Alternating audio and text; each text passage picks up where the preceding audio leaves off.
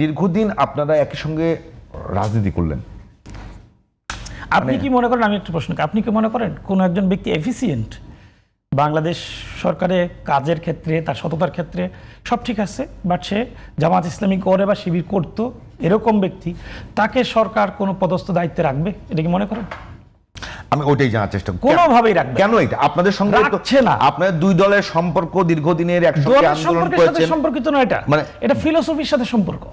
এটা এই ফিলোসফি নিয়ে এতদিন একসঙ্গে এই ফিলোসফি রাজনীতি করলেন, আন্দোলন করলেন, শাসনের বিরুদ্ধে আন্দোলন করলেন। এটা আমি কেন বলছি অতীতের বন্দোবস্ত, অতীতের যে বন্দোবস্ত এটাই ছিল।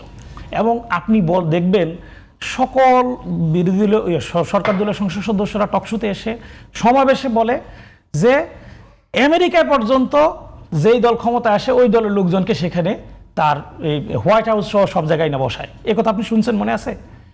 বসায়। এ কথা সংসদ সদস্য বলছে। আমার মানে আলহামদুলিল্লাহ সুযোগ হয় নিয়মিত মানে টকশোগুলোতে যাওয়ার। আজকেও সকালে ছিল, গতকালকে যমুনা টিভিতে ছিল, সবাই এটা বলে। গতকালকেও ইমরান সানের প্রিন্স ভাই কথা বলছে।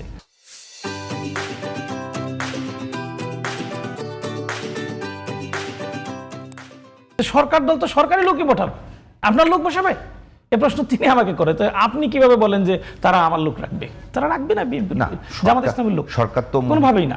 সেটা সৎ হইলেও না, সরকার মন্ত্রী লেভেলে, মন্ত্রী না, বিভিন্ন জায়গায় দপ্তরের চেয়ারম্যান সব জায়গাতেই সবসময় সরকার তাদের পলিসির সঙ্গে যে যায় তাকে রাখে। এটা নিয়ে আমি খুব বেশি মনে করি না। বরং আমার বক্তব্য হলো আগের আমলের যে সমস্ত দুর্নীতিগ্রস্ত আমলা, যারা যে আমলাতন্ত্র শেখ হাসিনা বানিয়েছে, ফেসিবাদী বানিয়েছে আর কি।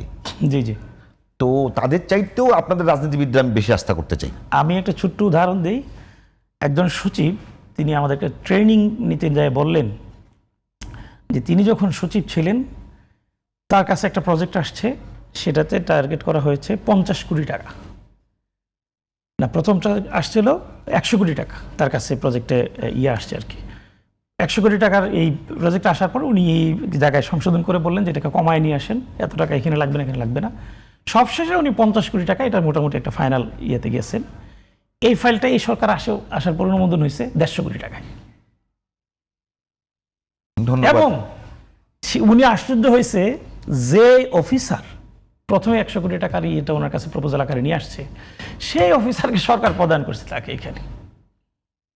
তাহলে আপনি এখানে দোষটা কার দেবেন? নিঃসন্দেহ ওই অফিসারের দোষ। আর ওই অফিসারকে কেন রাখা হলো সেটার জন্য সরকারের দোষ।